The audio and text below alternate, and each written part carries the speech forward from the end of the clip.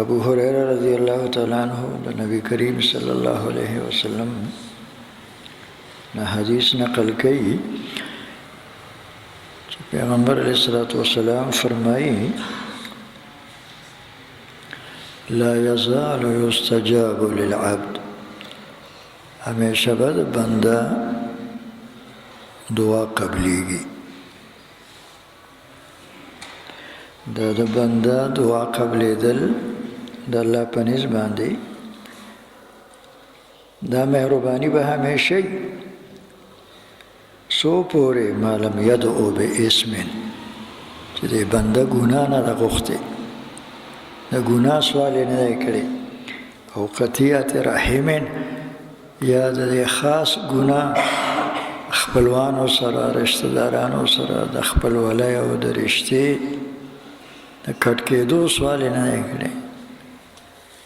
دیکھا بله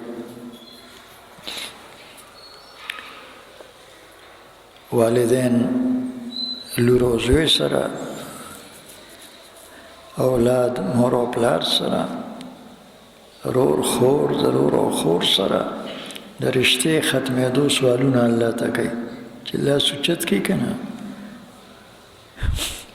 خدای مې دن اخلاص کړ پوه شو او دا رشته او دا خپل ولی مې در سره خدای ختمه کړه علیاذ بالله دا لوی ګناه سوال دی نو چې کله بنده د ګناه سوال شروع کی یا بنده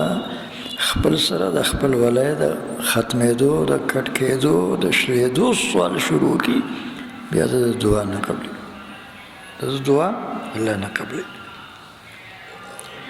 او دریم شی ما لم یستعجل سو پورې چې دا دعا کوونکی بنده د دعا په قبلېدو کې تلوار ونه کړي څه ونه کړي تلوارګن دی نه چا تپوس وکړو دا نورې دوه خبرې خو ښکاره دي د ګناه سوال کول او خپل سره د خپل ولی ختمېدو او خپل ولی شلېدو او کټ کېدو سوال کول دا ښکاره دي تلوار خبره باندې پوه نه شو نو تپوس کوي کومه خبره باندې چې سړی پوه نه شي بیا تپوس پکار دی چې الله پیغمبر دا استعجال څه مطلب دی تلوار کولو څه مطلب قال وی فرمایل چې دا بنده وی قد دعوتو وقد دعوتو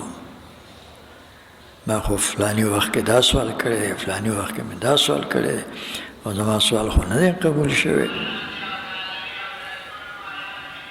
فلما را یستجاب لی زه نه ګورم چې زما هغه دعا قبوله شوي دې ته استعجال وایي نو بیا څه کوي فیستحسر عند ذلک ستړی شي د دعا کولو نه ستړی شي او ویترک الدعا او دعا کول پرېږدي الله دې حفاظت وکړي مونږ ټول مسلمانان دی هر حالت کې الله پاک دعا غوښتونکي جوړ کړي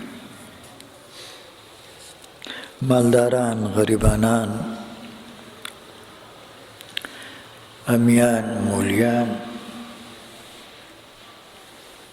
نارینا زنانا مشران کشران چې هر حالت کې الله ته زارۍ کول والا جوړ شو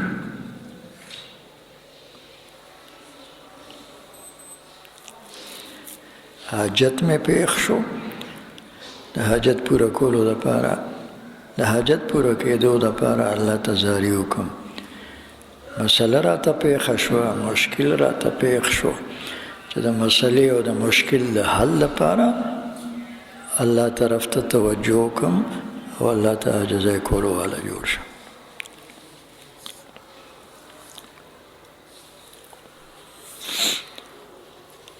د مسلمانانو تاریخ د دې خبرې ګواه دی